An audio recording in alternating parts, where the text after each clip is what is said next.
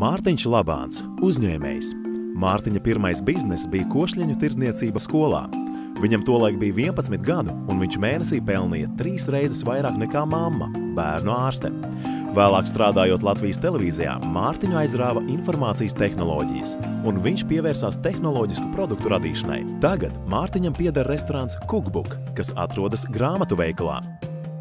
Jānis Caune, uzņēmējs, Rīgas Tehniskās universitātes docents. Savu pirmo biznesa projektu viņš īstenoja mācoties vidusskolā 1989. gadā, kad kopā ar deju kolektīvu viesojās Itālijā. Viņš itāļiem pamanījās pārdot padomju ražojuma rokas pulksteņus. Tagad Jānis ir īpašnieks un līdzīpašnieks uzņēmumiem, kas nodarbojas ar poligrāfiju, informācijas tehnoloģijām, atkritumu pārstrādi un biznesa konsultācijām. Jānis Ošlejs, uzņēmējs, ekonomists. Savu pirmo biznesa projektu viņš īstenoja 90. gados, tirgojot higiēniskas lokšņa durvis pārtikas uzņēmumiem.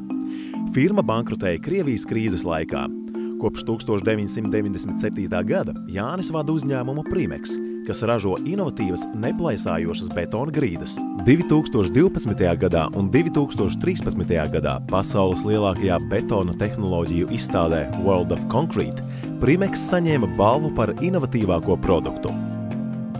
Alvida Kauliņa, uzņēmuma Arstela īpašniece.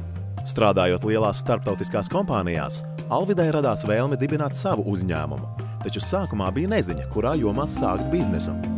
Talkā nāca nejaušība. Alvida iepazinās ar audējām, kas darināja linu audumus.